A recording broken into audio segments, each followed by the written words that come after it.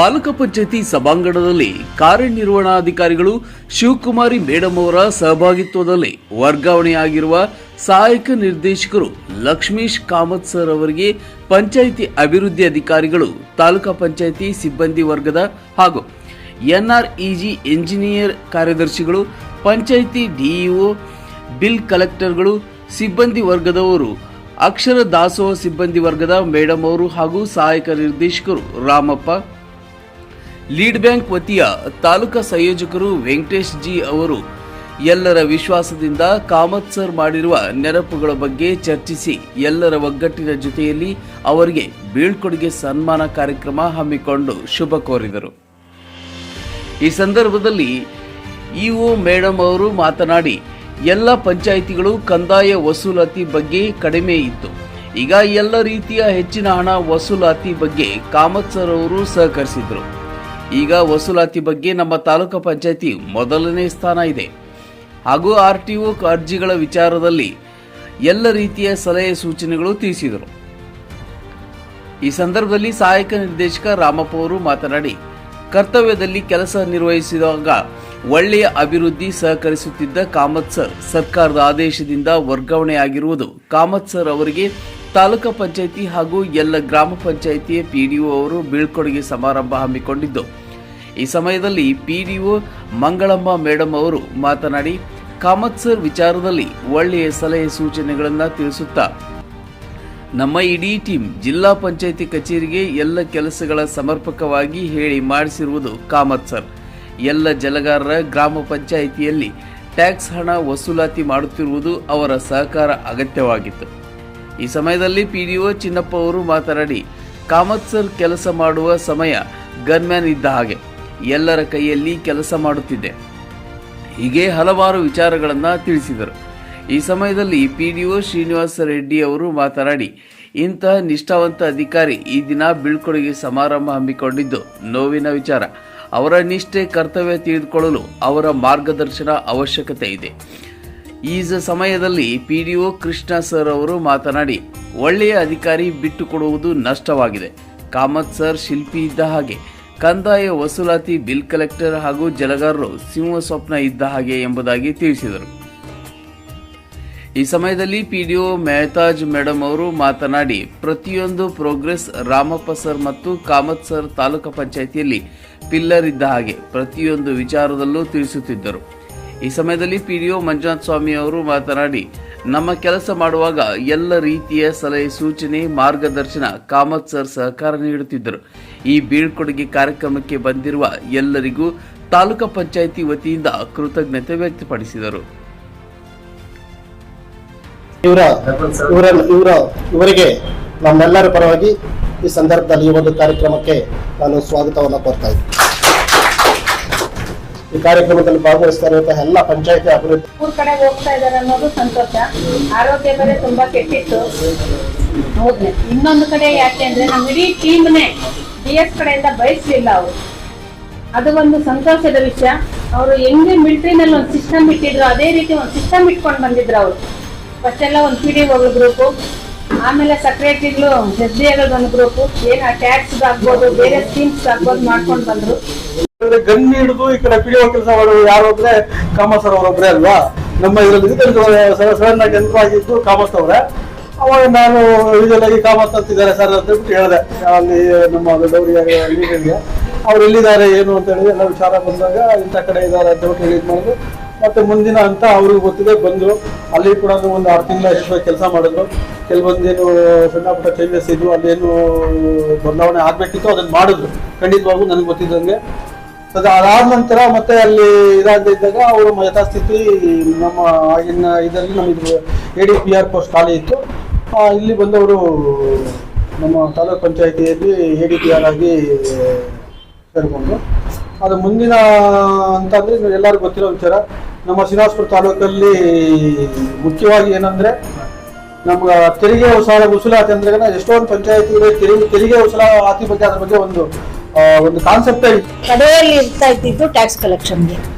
ಯಾವಾಗ್ಲೂ ಪ್ರತಿ ಮೀಟಿಂಗ್ ನಲ್ಲೂ ನಿಮ್ಗೂ ಗೊತ್ತಿದೆ, ಪ್ರತಿಯೊಂದು ವಾರ VC ಮಾಡುವಾಗ ಮೇಡಮ್ ಯಾವಾಗ್ಲೂ ಟ್ಯಾಕ್ಸ್ ಕಲೆಕ್ಷನ್ ನಲ್ಲಿ ನಮ್ದು ಕಡಿಮೆ ಇರ್ತಿತ್ತು. ಅದು ಎಷ್ಟು 1500 200 ಈ ತರ ಥೌಸಂಡ್ಸ್ ಅಲ್ಲೇ ವಿತಿನ್ 5000 ರೇಂಜ್ ಅಲ್ಲೇ ತುಂಬಾ ಫಿಗರ್ಸ್ ಕಣ್ಣಿಗೆ ಕಾಣಿಸ್ತಾ ಇತ್ತು. 10,000 ಕಾಣಿಸ್ತು ಅಂತಂದ್ರೆ ಫುಲ್ ಖುಷಿಯಾಗಿ ಹೋಗ್ತಾ ಇತ್ತು. ಬಹಳ ಆಗೋಗ್ಬಿಟ್ಟಿದೆ ಅಂತ ಅನ್ಕೊಂಡು ಅಷ್ಟು ಆ ಮಟ್ಟದಲ್ಲಿ ಇದ್ದಂತ ಪರಿಸ್ಥಿತಿನ ಇವಾಗ ನಿಜವಾಗ್ಲೂ ಒಂದು 20,000 30,000 40,000ವರೆಗೂ ಬಂದಿದೆ ಅಂತಂದ್ರೆ ಮುಖ್ಯವಾಗಿ ಅದು ಆ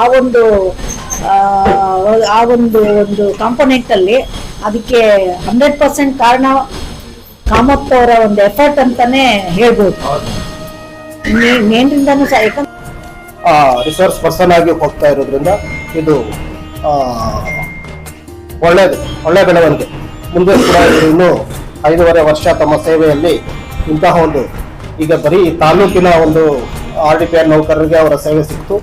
ಇದು ಇನ್ನು ಇಡೀ ರಾಜ್ಯ ಮಟ್ಟದಲ್ಲಿ ಅಥವಾ ಕನಿಷ್ಠ ಜಿಲ್ಲಾ ಮಟ್ಟದ ಅಧಿಕಾರಿ ಮತ್ತು ನೌಕರರಿಗೂ ಕೂಡ ಅವರ ಸೇವೆ ಸಿಗುತ್ತೆ. ಅದು ನಮ್ಮ ಜಿಲ್ಲೆ ಅಥವಾ ನಮ್ಮ ತಾಲೂಕಿಗೆ ಸಿಗದೆ ಇರಬಹುದಾದ್ರೂ ರಾಜ್ಯದಲ್ಲಿ ಈ ಒಂದು ಸೇವೆ ಸಿಗುತ್ತೆ. ಅಲ್ಲ, ನಾವೇ ಒಂದು ವೇಳೆ ಅಲ್ಲಿಗೆ ಹೋಗ್ಬಹುದು, ನಾವು ಕೂಡ ಅಲ್ಲಿ ತರಬೇತಿಗೆ ನಿಯೋಜನೆ ಆದಾಗ ಅವ್ರ ಸಂಪರ್ಕ ಸಿಗಬಹುದು. ಒಳ್ಳೆ ಬೆಳವಣಿಗೆ, ಚೆನ್ನಾಗಿ ಸೇವೆ ಮಾಡಿದ್ವಿ. ಅದೇನ್ ಬೇಕು ಅಂತ ಇದ್ ಮಾಡಿ ಆ ಕ್ಷಣಕ್ಕೆ ಇದ್ ಮಾಡ್ಕೊಂಡು ಹಂತವಾಗಿ ಒಂದು ಪಂಚಾಯತಿಯನ್ನು ಬಿಡದಂಗೆ, ಒಂದು ವಿಲೇಜ್ ಬಿಡದಂಗೆ, ಒಂದು DCBನೂ ಇದಾಗದಂಗೆ ಬಿಡದಂಗೆ ಕಂಪ್ಲೀಟ್ ಎಲ್ಲಾನು ಅಪ್ಡೇಟ್ ಮಾಡಿಸಿ ಎಲ್ಲಾ ಪಂಚಾಯತಿಗಳು ಇಂಡಿವಿಜುವಲ್ ಆಗಿ ಫೋನ್ ಮಾಡ್ತೀವಿ. ಈ ಕಡೆ PDO ಮಾಡ್ತಿದ್ರು, ಮತ್ತೆ ಅಲ್ಲಿ ಯಾರ ಜವಾಬ್ದಾರಿ ಪರ್ಟಿಕ್ಯುಲರ್ ಆಗಿ ಆ ಕೆಲಸ ಯಾರು ಮಾಡ್ತಾರೆ ಅಂತ ಹೇಳ್ಬಿಟ್ಟು ಅವ್ರಿಗೆ ಕಾಲ್ ಮಾಡಿ ನಿಮ್ಮ ಪಂಚಾಯತಿಲಿ ಇಂಥದ್ದು ಇಷ್ಟು ಉಳ್ಕೊಂಡಿದೆ ಇದನ್ನ ಅಪ್ಡೇಟ್ ಮಾಡಿ ಅಂತ ಪ್ರತಿದಿನ ಫೋನ್ ಮಾಡಿಸಿ ನಮ್ಮ ಶ್ರೀನಿವಾಸಪುರ ತಾಲೂಕಲ್ಲಿ ಎಲ್ಲಾ ಪಂಚಾಯತಿಗಳು ಕೂಡ ಇವತ್ತು DCB ಏನು ಒಂದು 15 ಲಕ್ಷ ಮೇಲೆ ಹೋಗಿದೆ ಅಂದ್ರೆ ಅದು ಟಾರ್ಗೆಟ್ ವಸೂಲಾತಿ ನಾವು ವಸೂಲಿ ಮಾಡೋದು ಬಿಡ್ಲಿ. ಅದಕ್ಕೂ ಮೊದಲು ನಮ್ಮ ಟಾರ್ಗೆಟ್ ಇದ್ದಿದ್ದೆ 6-7 ಲಕ್ಷ. ಬಟ್ ಅಂತದ್ದು ಒಳ್ಳೆ ಅಧಿಕಾರಿಯನ್ನ ಇದರಿಂದ ನಾವು ಬಿಟ್ಕೊಡ್ತಾ ಇದ್ವಿ. ಇದರಿಂದ ನಮ್ಮ ಎಲ್ಲಾ ಗ್ರಾಮ ಪಂಚಾಯತಿ ಅಧಿಕಾರಿಗಳಿಗೂ ಒಂಥರ ತುಂಬಲಾರದಷ್ಟು ನಷ್ಟ ಆಯಿತು. ಯಾಕಂದ್ರೆ ನಮ್ಮ ಕಾಮತ್ ಸರ್ ಒಬ್ಬ ಶಿಲ್ಪಿ ಇದ್ದಂಗೆ. ಈಗ ಅಯೋಧ್ಯೆನಲ್ಲಿ ರಾಮ ಮಂದಿರದಲ್ಲಿ ರಾಮನ ವಿಗ್ರಹವನ್ನು ಕೆತ್ತನೆ ಮಾಡಿದ್ದು ಯಾರು ಅಂತಂದ್ರೆ ಮೈಸೂರಿನವರು ಅಂತ ಹೆಸರು ಬಂದಿದೆ ಅಲ್ವಾ. ಅಲ್ಲಿ ಒಂದು ಕಲ್ಲಿನಲ್ಲಿ ಕೆತ್ತನೆ ಮಾಡಿ ರಾಮನ ವಿಗ್ರಹನ ಪ್ರತಿಷ್ಠಾಪನೆ ಮಾಡಿ ಅವರು ಕರ್ನಾಟಕಕ್ಕೆ ಹೆಸರು ಗಳಿಸಿದ್ರು.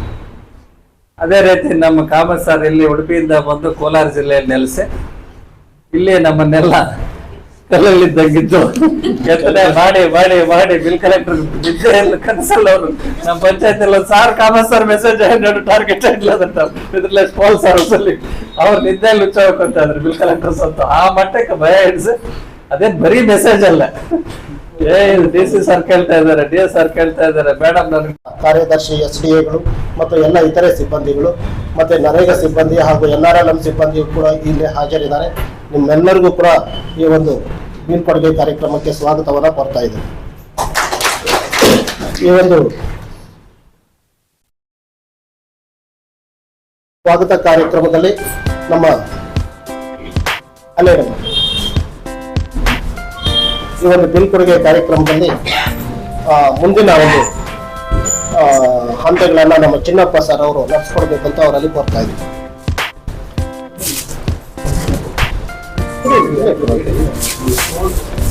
ನೆಕ್ಸ್ಟ್ ಹಂತ ಏನಿಲ್ಲ, ಒಪಿನಿಯನ್ಸ್ ಬೇರೆಯವರು ಅವ್ರ ಬಗ್ಗೆ ಇಲ್ಲಿ ಮಾಡಿದ್ಮೇಲೆ ಆಮೇಲೆ ಅವ್ರು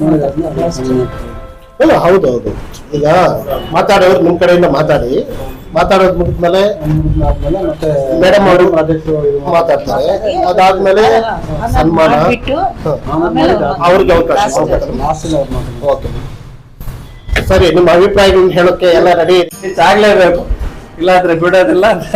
ನೆಕ್ಸ್ಟ್ ಸಂಡೇ ಸಾಟರ್ಡೆ ಹಾಲಿಡೇ ಇಲ್ಲ, ವರ್ಕ್ ಮಾಡಿ ಮೆಸೇಜ್ ಇವ್ರಿಗೆ ಬಂತು ಅಂದ್ರೆ DC ಇಂದ ಆರ್ಡರ್ ಬಂದಂಗೆ ಬಿಲ್ ಕಲೆಕ್ಟರ್ಸ್ಗೆ ಒದ್ದಾಡಿ ಈ ಲೆವೆಲ್ಗೆ ಈ ತಾಲೂಕ್ ಬರ್ಬೇಕು ಅಂತಂದ್ರೆ DCB ಕಲೆಕ್ಷನ್ ಆಗ್ಲಿ ಅಥವಾ ಮನೆ ಸಮೀಕ್ಷೆ ಟೈಮಲ್ಲಿ ಆಗ್ಲಿ, ಲೆಡ್ಜರ್ಸ್ ಬರ್ಸೋದಾಗ್ಲಿ, RTI ವಿಚಾರದಲ್ಲಾಗ್ಲಿ, ಯಾವುದೇ ನಮ್ಮ ಗ್ರಾಮ ಪಂಚಾಯತಿ ವಿಚಾರಗಳಿಗೆ ಸಂಬಂಧಪಟ್ಟಿದ್ದು ಇವ್ರು ನಮ್ಮವ್ರನ್ನ ಮತ್ತೆ ನಮ್ಮ ಟೀಮನ್ನ ಎಲ್ರನ್ನೂ ಒಂಥರ ಶಿಲ್ಪಿ ಕೆಲಸ ಮಾಡೋದು, ಎಲ್ರನ್ನ ಕೆತ್ತನೆ ಮಾಡಿ ಒಂದೊಂದು ರೂಪ ಒಬ್ಬೊಬ್ರಿಗೆ ಹಿಡಿಸಿ ಅವ್ರು ಕೆಲಸ ಮಾಡೋದು ದಾರಿ ತೋರಿಸ್ಕೊಟ್ಟಿದ್ದಾರೆ. ಇವ್ರಿಗಿದು ನನ್ನ ಅಂದಾಜು ಪ್ರಕಾರ 3ನೇ ಇಲಾಖೆನ ಸ್ವಾಮಿದು, ಮಿಲಿಟರಿ 1, ಆಮೇಲೆ ಲೋಕಲ್ ಆಡಿಟ್ ಮತ್ತೆ ಪ್ರೈವೇಟ್ ಮಾಡ್ತೀವಿ. ಇದು ಸರ್ಕಾರಿ ಇದರಲ್ಲಿ 3ನೇ ಇಲಾಖೆ ಇವ್ರದ್ದು ಸೇವೆ. ಮೊದಲು ಮಿಲಿಟರಿ, ಆಮೇಲೆ ಸ್ಥಳೀಯ ಲೆಕ್ಕ ಪರಿಶೋಧನಾ ವರ್ತನದಲ್ಲಿ ಆಡಿಟರ್ ಆಗಿ ಬರ್ತಾ ಇದ್ರು. ಇಂಥ ಒಬ್ಬ ಮನುಷ್ಯರನ್ನ ನಾವು ವರ್ಗಾವಣೆ ಮುಖಾಂತರ ಕಳ್ಸ್ಕೊಳ್ತಾ ಇದೀವಿ ಅಂದ್ರೆ ಎಲ್ಲರಿಗೂ ಒಂಥರ ಈ ಸಂದರ್ಭದಲ್ಲಿ ನೋವಂತ ವಿಷಯ. ಯಾಕಂದ್ರೆ ಅವ್ರನ್ನ ಹೇಳ್ಬೇಕಂದ್ರೆ ಆಕ್ಚುಲಿ ಯುಟಿಲೈಸ್ ಪರ್ಸನ್. ಅವರನ್ನು ನಾವು ಎಷ್ಟು ಉಪಯೋಗಿಸ್ಕೊಳ್ತೀವೋ ಬೆಣ್ಣೆ ತರ, ಆ ಬೆಣ್ಣೆಯನ್ನು ಎಷ್ಟು ಕರೆಸ್ಕೊಳ್ತೀವೋ ನಮ್ಗೆ ಅಷ್ಟು ತುಪ್ಪ ಸಿಗ್ತಾ ಇತ್ತು, ಅವರಿಂದ ನಮ್ಗೆ ಅಷ್ಟು ಮಾಹಿತಿ ಸಿಗ್ತಾ ಇತ್ತು. ನಿಜವಾಗಿಯೂ ಸಹ ಹೇಳ್ತಾ ಇದ್ದೀವಿ, ನಾವು ಈ ಆಡಿಟರ್ ಇಲಾಖೆಯಲ್ಲಿ 30 ವರ್ಷಗಳಿಂದ ಸೇವೆ ಸಲ್ಲಿಸ್ತಾ ಇದ್ದೀವಿ.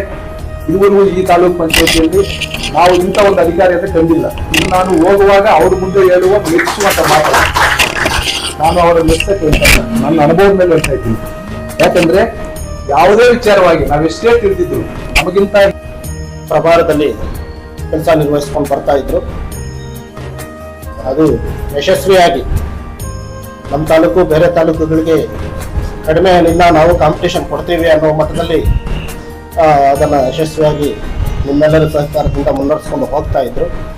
ಅವರದು ಈಗ ಅವರದೇ ಒಂದು ಅಪೇಕ್ಷೆಯಿಂದ, ಪನಿಷ್ಮೆಂಟು ಅದು ಇದಲ್ಲ, ಅವರದೇ ಅಪೇಕ್ಷೆಯಿಂದ ಅವರ ಒಂದು ಅನುಕೂಲಕ್ಕಾಗಿ ಅವರೇ ಒಂದು ಬೇರೆ ಅಂದರೆ DTI ಡಿಸ್ಟ್ರಿಕ್ಟ್ ಟ್ರೈನಿಂಗ್ ಇನ್ಸ್ಟಿಟ್ಯೂಟ್ಗೆ ಉಡುಪಿ ಮೈಸೂರು ಅಲ್ಲಿಗೆ ವರ್ಗಾವಣೆ ಆಗಿ ಸರ್ಕಾರದಿಂದ ಆದೇಶ ಆಗಿದೆ. ಆದೇಶ ಆಗಿ ಸುಮಾರು ಒಂದು 2 ತಿಂಗಳೇ ಆಯ್ತು. ಹೇಳಿದ್ದೀನಿ, ಹೌದಾ? ನಾನಂತೂ ಹೇಳಿದ್ದೀನಿ ಅಲ್ಲ ಸರ್. ಯಾಕಂದ್ರೆ ಪ್ರತಿಯೊಂದು ಪ್ರೋಗ್ರೆಸ್ ಆಗೋದಕ್ಕೆ ನಮ್ಮ ರಾಮಪ್ಪ ಸಾರು ಅದೇ ತರ ಕಾಮತ್ ಸಾರು, ನಮ್ಮ TPS ಗೆ 2 ಪಿಲ್ಲರ್ ಅಂತ ಹೇಳ್ಬೋದು ನಾವು. ಕಾಮತ್ ಸರ್ಗೆ, ರಾಮಪ್ಪ ಸರ್ಗೆ ಎಲ್ಲ ಪ್ರತಿಯೊಂದ್ರಲ್ಲೂ ಯಾವುದೇ ಟೈಮಲ್ಲೂ ಯಾವುದೇ ಅಟೆಂಡರ್ ಇಂದ ಹಿಡಿದು PDO ವರ್ಗೂ ಯಾರಿಗೆ ಬೇಕಾದ್ರೂ ಫೋನ್ ಮಾಡಿ ಪ್ರತಿಯೊಂದು ಪ್ರೋಗ್ರೆಸ್ ತರೋದಕ್ಕೆ ಕಾರಣ ಕಾಮತ್ ಸರ್. ಯಾವುದೇ ವಿಚಾರ ಆಗಿರ್ಲಿ, ನಾವ್ ಒಂದೊಂದ್ಸತಿ ಯಪ್ಪ ಡೈಲಿ ಮಾಡ್ತಾನೆ ಅಂತ ಒಂದೊಂದ್ಸತಿ ನೋಡ್ ಕೂಡ ಎತ್ತಿರಲ್ಲ, ಮತ್ತೆ ಮಾಡ್ತಾರೆ. ನಾವೇ ಕೂಲ್ ಆಗ್ಬಿಟ್ಟು ಅಯ್ಯೋ ಮತ್ತೆ ಏನೋ ಮಾಡಿದಾರಲ್ಲ ಅಂತ ಮತ್ತೆ ಫೋನ್ ರಿಸೀವ್ ಮಾಡ್ಬೋದು. ರಿಸೀವ್ ಮಾಡಿದ್ಮೇಲೆ ಮತ್ತೆ ಏನಾದ್ರು ಡೌಟ್ ಇದ್ರೆ ಪ್ರತಿಯೊಂದು ಯಾವುದೇ ಇಲಾಖೆ ಇರ್ಲಿ, ಯಾವುದೇ ಇಲಾಖೆ ವಿಚಾರ ಕೇಳಿದ್ರು ಹೇಳ್ತಾ ಇದ್ರು. ಅಷ್ಟೊಂದು ಟ್ಯಾಲೆಂಟ್ ಇದ್ದಿದೆ ಸರ್ ಹತ್ರ. ನಮ್ ತಾಲೂಕಲ್ಲೇ ಇನ್ನ ಇದ್ದಿದ್ರೆ ಚೆನ್ನಾಗಿರ್ತಾ ಇತ್ತು, ಇನ್ನ ಪ್ರೋಗ್ರೆಸ್ ಚೆನ್ನಾಗಿ ಬರ್ತಾ ಇತ್ತು. ಇನ್ನ ಇದೇ ಕಾಮತ್ ಸರ್ ಓದು ಸಮೇತ ಇದೇ ತರ ಪ್ರೋಗ್ರೆಸ್ ಅನ್ನು ನಾವೆಲ್ಲರೂ ಮುಂದೆ ನಡ್ಸ್ಕೊಂಡು ಹೋಗ್ತೀವಿ. ಈ 4 ಮಾತುಗಳನ್ನ ಆಡಲು ಅವಕಾಶ ಕೊಟ್ಟ ನಿಮ್ಮೆಲ್ಲರಿಗೂ ಹಂಚ್ತೇವೆ. ನಮ್ಗೆ ಒಂದು ಅಪನಂಬಿಕೆ ಇದೆ. ಯಾಕೆ ಗೊತ್ತಾ, ನಾವು ಆಡಿಟರ್ ಇಲಾಖೆಯಲ್ಲಿ ನಾವೆಷ್ಟೇ ಕಲಿತಿದ್ರು, ಎಷ್ಟೇ ನಾವು ಒದ್ದಾಡಿದ್ರು ಸಹ ನಮಗೆ ತಿಳ್ಕೊಳ್ಳುವಂಥದ್ದು ತುಂಬಾ ಇದೆ. ಅಂತದಕ್ಕೆ ನಮಗೆ ಮಾರ್ಗದರ್ಶಿಗಳು ಇವರು. ಅಂತ ಒಂದು ಕಾಮತ್ ಸರ್ ಅವರ ಒಂದು ಅನುಭವವನ್ನು ಹಂಚ್ಕೋಬೇಕಂದ್ರೆ ಸುಮಾರು ವಿಷಯಗಳಿವೆ. ಆದ್ರೂ ಸಹ ಅವರದೇ ಸ್ವಂತ ಊರ ಕಡೆ ಒಂದು ಮನಸ್ಸು ಮಾರ್ಪಡಿಸಿಕೊಂಡು ಅವರು ವರ್ಗಾವಣೆ ಮಾಡಿಸ್ಕೊಂಡಿದ್ದಾರೆ. ಯಾವುದೇ ರೀತಿಯಾಗಿ ಯಾವುದೇ ಒಂದು ಒತ್ತಡ ಮೇಲೆಗೆ ಆಗ್ಬೋದು, ಇಲ್ಲ ಇನ್ನೊಬ್ಬರ ಒತ್ತಡ ಮೇರೆಗೆ ಅವ್ರಿಗೇನು ವರ್ಗಾವಣೆ ಆಗಿಲ್ಲ. ಅವರ ಮುಂದಿನ ಒಂದು ಜೀವನಕ್ಕೆ ಆಗ್ಬೋದು, ಕುಟುಂಬಸ್ಥರ ಒಂದು ಸಹಪಾಠಿಗಳೊಂದಿಗೆ ಬಾಳೆ ಒಂದು ಸ್ಥಿತಿಗೆ ಆಗ್ಬೋದು ಅವರು ವರ್ಗಾವಣೆ ಮಾಡಿಸ್ಕೊಂಡಿದ್ದಾರೆ. ಚೆನ್ನಾಗಿದ್ದಾರೆ ಫಸ್ಟ್ ಅಂತ ಅದು ನಂಗೆ ಸಂತೋಷ ಆಯ್ತು. ನಾವೆಲ್ಲ PDOಗಳು ಅವ್ರ ಮೆಚ್ಚಬೇಕಾದ ವಿಷಯ ಆಯ್ತು. ಒಂದನೇ ಬರೋದಕ್ಕೆ ಸ್ಪಂದಿಸೋದಕ್ಕೆ ಕಾರಣನೇ ಅದು.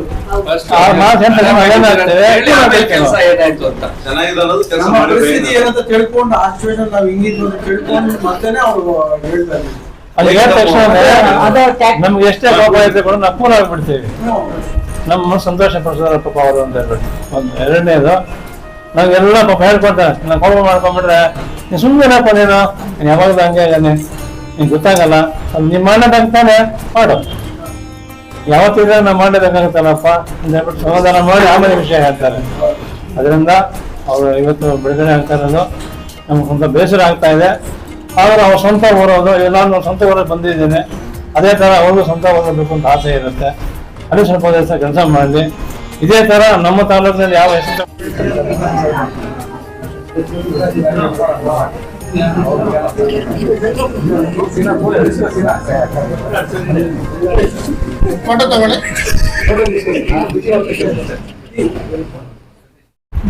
ನನಗೂ ಗೊತ್ತಿತ್ತು, ಗೊತ್ತಿಲ್ಲ ಅಂತಲ್ಲ. ಆದ್ರೆ ನಮ್ದೊಂದು ಅಭ್ಯಾಸ ಏನಂದ್ರೆ ಎಲ್ಲ ಹಾಕಿದ್ರೇನು ಎಲ್ಲಿ ಹೋಗಿ ನಿಂತ್ಕೊಂಡಿಲ್ಲ. ಅನ್ಕೋದ್ರೆ ಇದೇ ಒಂದು ಇರಬೇಕು. ವರ್ಗಾವಣೆಗೆ ಸಂಬಂಧಪಟ್ಟಂಗೆ ಸ್ವಲ್ಪ ನಾನು ಆಸಕ್ತಿ ವಹಿಸಿದ್ದು ನಮ್ಮ ಊರಿಗೆ ಹೋಗ್ಬೇಕು ಅಂತ. ಅದು ಕೂಡ ಒಂದು ಈ ತರ ಹುದ್ದೆಗೆ ಯಾರು ಅಪ್ಲೈ ಕೂಡ ಮಾಡಲ್ಲ, ಸಿಗುತ್ತೆ ಅನ್ನೋ ಒಂದು ಗ್ಯಾರಂಟಿ ಮೇಲೆ ಅಪ್ಲಿಕೇಶನ್ ಹಾಕಿದ್ದು.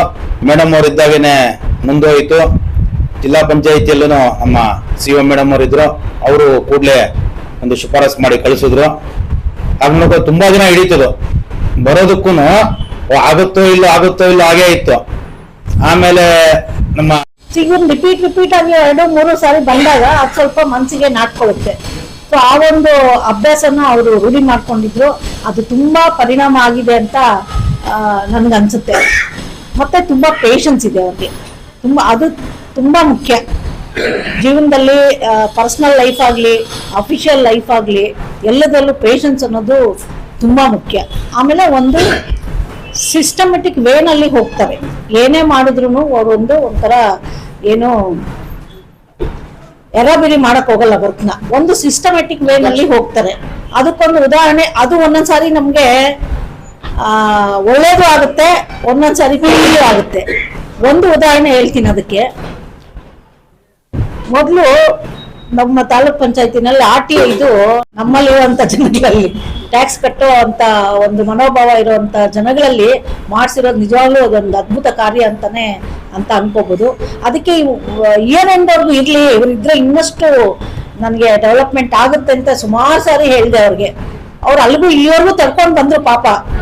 ಯಾವಾಗ ಆಲ್ಮೋಸ್ಟ್ 1 ಮಂತಿಂದ ದಿನ ಕೇಳೋದು, ಮೇಡಮ್ ಯಾವಾಗ ಇಲ್ಲಿ ಮಾಡ್ತೀರಾ, ಮೇಡಮ್ ಯಾವಾಗ ಇಲ್ಲಿ ಮಾಡ್ತೀರಾ ಅಂತ. ಕಡೆ ಹೋಗಿ ಡಿಸೆಂಬರ್ ಬನ್ನಿ ನೀವು, ನಿಮ್ ಕೈಲಿ ಪಾಠ ಮಾಡಕ್ಕಾಗತ್ತಾ ಇಲ್ಲ ನಾವು ನೋಡ್ಬೇಕಲ್ಲ ನಾವು ಅಂದ್ರು. ವಿಷಯ ಯಾವ್ದು ಅಂದ್ರೆ ಯಾವ ವಿಷಯ ಇಲ್ಲ ಬನ್ನಿ ಅಂದ್ರು. ಹೋದ್ರೆ ಲಾಸ್ಟಲ್ಲಿ ಮಾಹಿತಿ ಮೇಲೆ ಒಂದು ಪಾಠ ಮಾಡಿ ಅಂದ್ರು. ಸರಿ, ಸ್ವಲ್ಪ ಇನ್ಫಾರ್ಮೇಶನ್ ಹೇಳ್ತಾ ಇದ್ದಂಗೆ ಅವ್ರು ಅನ್ಸಿರ್ಬೇಕು, ಇಲ್ಲ ಅಪ್ಡೇಟ್ ಇದಾರೆ ಇವರು ಅಂತ. ಓಕೆ ಥ್ಯಾಂಕ್ ಯು ಅಂತ ಹೋಗ್ಬಿಟ್ಟು ಯಾವಾಗ ಜಾಯ್ನ್ ಆಗ್ತೀರಾ ಅಂದ್ರು. ನನ್ನದು ಮೇಡಮ್ ಜಾಯ್ನ್ ಏನೋ ಆಗ್ಬೋದು ಅಲ್ಲಿ ಮೇಡಮ್ ಅವರೇ, ರೂಪಶ್ರೀ ಮೇಡಮ್ ಅವರು ಜಾಯ್ನ್ ಏನೋ ಆಗ್ಬೋದು ಡಿಸ್ಟ್ರಿಕ್ಟ್ ಟ್ರೈನಿಂಗ್ ಇನ್ಸ್ಟಿಟ್ಯೂಟ್ದು. ಅದೇ DDO ಕೋಡ್ ಬಂದಿಲ್ಲ ಅಂತಾರೆ. ನಾವು ವೇತನದ ಮೇಲೆ ನಿಬಂಧನೆ ಜಾಸ್ತಿ ಇದೆ ನಮಗೆ, ಅದ್ರ ಮೇಲೆ ನಿರ್ವಹಣೆ ಮಾಡಬೇಕಾಗಿರೋರು, ಕಷ್ಟ ಆಗುತ್ತೆ ನಾನು ಬರೋದಕ್ಕೆ ಅಂದೆ. ಇಲ್ಲ 1-2 ತಿಂಗಳು ನೀವು ತಡ ಮಾಡ್ಕೊಂಡು ಬನ್ನಿ, ಅಷ್ಟರೊಳಗೆ DDO ಕೋಡ್ ಎಲ್ಲ ಆಗ್ತಾ ಇದೆ. ಅಂದರೆ ಹೊಸದಾಗಿ ಡಿಸ್ಟ್ರಿಕ್ಟ್ ಟ್ರೈನಿಂಗ್ ಇನ್ಸ್ಟಿಟ್ಯೂಟ್ ಆಗಿರೋದು ಅದು. ವಿಜಯಪುರ ಮತ್ತೆ ಉಡುಪಿ ಹೊಸದಾಗಿ ಆಗಿರೋದು. ಈಗ ಮಂಗಳೂರಲ್ಲೇ ಎಲ್ಲ ಆಗ್ತಾ ಇದೆ ಟ್ರೈನಿಂಗ್ಸು. ಇನ್ನು ಆದ್ರೆ ಒಂದು 15 ದಿವಸದ ಮೊದಲೇ ಅವ್ರ ಕಡೆಯಿಂದ ಫೋನ್ ಬಂತು, ಆಯ್ತು ನೀವು ಬನ್ನಿ, ಇವಾಗ ಮಿಕ್ಕಿದ ಕೆಲಸ ನೀವೇ ಬಂದು ಮಾಡಬೇಕು, ಯಾರು ಮಾಡಲ್ಲ, ನೀವು ಬಂದ್ರೆ 1-2 ತಿಂಗಳಲ್ಲಿ ಕೆಲಸ ಆಗ್ತದೆ, ನೀವು ಬನ್ನಿ ಇವಾಗ ಅಂದ್ರು. ಸರಿ ಅಂತ ಹೇಳ್ಬಿಟ್ಟು ರವಿ ಸಾಹೇಬ್ರಿದ್ರು, ಅವ್ರು ಹೇಳಿದ್ದೆ. ಅವರು ಶುಕ್ರವಾರ ಅಂದ್ರೆ ಅಷ್ಟೊತ್ತಿಗೆ ಮೇಡಮ್ ಅವರು ಮತ್ತೆ ಬರ್ತಾ ಇದಾರೆ ಅಂತ ಆಯ್ತು. ಅವರು ರಿಲೀವ್ ಆದ್ರು. ಮೇಡಮ್ ಅವ್ರು ಬಂದ ತಕ್ಷಣ ಮೇಡಮ್ ಅವ್ರ ಗಮನಕ್ಕೂ ತಂದೆ. ಬಟ್ ಇಮಿಡಿಯೇಟ್ಲಿ ನಾವು ಒಂದು ಕೇಳೋದು ಒಳ್ಳೇದಲ್ಲ. ಅವ್ರು ಸೀಟಲ್ಲಿ ಕೂತ್ಕೊಂಡ ತಕ್ಷಣ ಆಯ್ತು ಸ್ವಲ್ಪ ದಿನ ಆದ್ಮೇಲೆ ಮಾಡ್ತೀನಿ ಅಂದ್ರು. ಆಯ್ತು ಮೇಡಮ್ ಅಂತ ಹೇಳಿದೆ. ಅವ್ರು 2-3 ಸರ್ತಿ ರಾಮಪ್ಪ ಅವರು, ಮೇಡಮ್ ಅವರು, ನಮ್ಮ ಸಿಬ್ಬಂದಿ ಅವರು ಕೂಡ ಎಷ್ಟೋ ಜನ ಇಲ್ಲ ಸರ್ ಈ ಒಂದು ಮಾರ್ಚ್ ಅವ್ರಿಗೆ ಹೇಳ್ಬಿಡಿ, ಡಿಸೆಂಬರ್ ಅವ್ರು ಹೇಳ್ಬಿಡಿ, ಹಂಗೆಲ್ಲ ಬಂತು. ಕೆಲಸ ಮಾಡಿಸ್ಬೇಕು ಅನ್ನೋದಿತ್ತು ನನ್ನಲ್ಲಿ. ಆದ್ರೆ ಕಾರಣಾಂತರದಿಂದ ಅಂದ್ರೆ ನನ್ನ ಒಂದು ಆರೋಗ್ಯ ಸಮಸ್ಯೆ, ಬೇರೆ ಸಮಸ್ಯೆಗಳಿಂದ ನಾನು ಅಷ್ಟು ತೊಡಗಿಸ್ಕೊಳಕ್ಕಾಗ್ಲಿಲ್ಲ. ನನಗೆ ಒಂದು ಟೀಮ್ ಸ್ಪಿರಿಟ್ ಬಂದಿದೆ ಅಂದ್ರೆ ಶ್ರೀನಾಥ್ ನಾನು ಸೇರಿ ಅವಾಗ ಸ್ಪೋರ್ಟ್ಸ್ದು ಶ್ರೀನಾಥ್ ಅಂದ, ಸಾರ್ ಏನ್ ಮಾಡೋದು ಸರ್ ಆಗಲ್ಲ, ಇಲ್ಲ ನಾವು ಪಾರ್ಟಿಸಿಪೇಷನ್ ಮಾಡಬೇಕು, ಗೆಲ್ಲೋದು ಸೋಲೋದು ಸೆಕೆಂಡ್ರಿ. ನಾವ್ ಇಲ್ಲೇ ಕೈ ಚೆಲ್ಲಿ ಕೂತ್ಕೊಂಡ್ಬಿಟ್ರೆ ಜಿಲ್ಲಾ ಮಟ್ಟದಲ್ಲಿ ನಮ್ಮ ಒಂದು ತಾಲೂಕು ಇಮೇಜ್ ಏನು. ನಾನು ನಿಧಾನಕ್ಕೆ ಒಂದೊಂದೇ ಟೀಮ್ ಕಟ್ಟಕ್ಕೆ ಶುರು ಮಾಡಿದೆ. ನನಗೆ ಅನ್ಸಿದ್ದು ಅದೇನೆ, ಅಲ್ಲಿ ಟೀಮ್ ಏನ್ ಸ್ಪಿರಿಟ್ ಬಂತು ಅದು ಕಂಟಿನ್ಯೂ ಆಗ್ತಾ ಹೋಯ್ತು.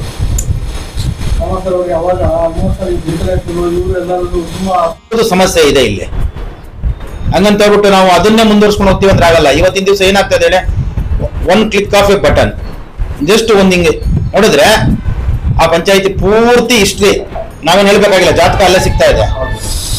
ಇವತ್ತು ನಾವು ಅದೇ ತರ ಹೋಗ್ತೀವಿ ಅಂದ್ರೆ 12 ರೂಪಾಯಿ ತಿಂಗಳಿಗೆ, ವರ್ಷಕ್ಕೆ 12 ರೂಪಾಯಿ ನೀರಿನ ಕಂದಾಯ, ಈ ವ್ಯವಸ್ಥೆಯಲ್ಲಿ ಇರ್ತೀವಿ ಅಂದ್ರೆ ಸಾಧ್ಯ ಇಲ್ಲ.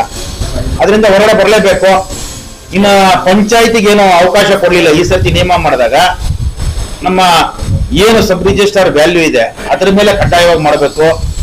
ಇನ್ನ ಎಲ್ಲ ಆನ್ಲೈನ್ ಅಲ್ಲೇ ನೀವು ಸೇವೆ ಒದಗಿಸ್ಬೇಕು. ಈ ತರ ಎಲ್ಲ ಇವಾಗ ಕಂಪಲ್ಸರಿ ಬರ್ತಾ ಇದೆ. ಇನ್ನು ನಾನೆಲ್ಲ ಮಾಡಿದ್ದು ನನಗೆ ಗೊತ್ತಾಗ್ಲಿಲ್ಲ ಅನ್ನೋ ಮಾತುಗಳೆಲ್ಲ ಬರಕ್ ಸಾಧ್ಯ ಇಲ್ಲ. ಇನ್ನ ಮುಂದಿನ ದಿನಗಳು ಹೆಂಗಿದೆ ಅಂದ್ರೆ ವಾಟರ್ ಮೆನ್ಗಳಿಗೆ POS ಮಿಷನ್ ಬರ್ತಾ ಇದೆ. ಇವಾಗ ನಡೀತಾರ ಚರ್ಚೆನಲ್ಲಿ ನೀರಿನ ಒಂದು ಶುಲ್ಕ ಏನಿದೆ ಅವರೇ ವಸೂಲಿ ಮಾಡಬೇಕು. ನಾವು ಇವತ್ತಿನ ದಿವಸ ಅವ್ರಿಗೆ ತರಬೇತಿ ಕೊಟ್ಟು ಒಂದು ಹಂತಕ್ಕೆ ತರಲಿಲ್ಲ ಅಂದ್ರೆ ವಸೂಲಾತಿ ಕಷ್ಟ ಆಗ್ತದೆ. ಅದೇ ನಾನ್ ನೋಡ್ದಂಗೆ ಅವರು ಎಲ್ಲಾ ಒಂದು ಸಂದರ್ಭದಲ್ಲೂ ಒಂದೇ ತರ ಮಾತಾಡ್ತಾ ಇದ್ರು. ಏರುಪೇರು ಅನ್ನೋದು ನಾನು ಅಷ್ಟಾಗಿ ಅವ್ರ ಹತ್ರ ನಾನು ಅವ್ರಿಗೆ ಅಬ್ಸರ್ವ್ ಮಾಡ್ಲಿಲ್ಲ. ಮತ್ತೆ ನಾನು ಬಂದಾಗ ಒಂದು ವಾರದ ಆದ್ಮೇಲಿಂದ ಸ್ಟಾರ್ಟ್ ಮಾಡಿದ್ದೆ ಅವರು ಮೇಡಮ್ ನನ್ಗೆ ಹಿಂಗಾಗಿದೆ, ನಾನಿದ್ದಾಗೆ ಅವ್ರ ಪ್ರಪೋಸಲ್ ಕಳ್ಸಿದ್ದೆ, ನಾನೇ ಸೈನ್ ಮಾಡಿದ್ದೆ. ಇವರು ರಿಕ್ವೆಸ್ಟ್ ಕೇಳಿದ್ರು, ಈ ತರ ಮೇಡಮ್ ನಾನು ಸ್ವಂತ ಊರ್ ಕಡೆಗೆ ಹೋಗ್ಬೇಕು, ನಂಗೆ ಈ ತರ ಒಂದು ಆಪ್ಷನ್ ಇದೆ ಅಂತಂದಾಗ ಅವರು ಆಗ್ಲೂ ಬೇಡ ಅಂದ್ರೂ ಅವ್ರು ಇಲ್ಲ ನಾನು ಹೋಗ್ಲೇಬೇಕು, ನನ್ಗೆ ಅನುಕೂಲ ಆಗುತ್ತೆ ಅಂದಾಗ ಅವ್ರ ಪ್ರಪೋಸಲ್ನ ಫಸ್ಟ್ ನಾನು ಇದ್ದಾಗಲೇ ಕಳ್ಸಿಕೊಟ್ಟಿದ್ದೆ. ಅದು ಒಂದು ನಾನು ಬಂದಾಗಲೇ ರಿಲೀವ್ ಮಾಡ್ಬೇಕಾಗಿರೋಂಥ ಪರಿಸ್ಥಿತಿನೂ ಬಂದ್ಬಿಟ್ಟಿದೆ. ಸೊ ಆವಾಗ ಕಳ್ಸಿದ್ದೆ. ಈಗ ಸೆಕೆಂಡ್ ಟೈಮ್ ನಾನು ಬಂದು ಒಂದು ವಾರ ಆದ್ಮೇಲಿಂದ ಸ್ಟಾರ್ಟ್ ಮಾಡಿದ್ರು, ಮೇಡಮ್ ನನ್ ಬಂದಿದೆ, ನನ್ನ ಕಳಿಸಿ, ಯಾವತ್ತು ರಿಲೀವ್ ಮಾಡ್ತೀರಾ ಅಂತ. ನಾನು ಸಾಧ್ಯವಾದಷ್ಟು ಇವ್ರನ್ನ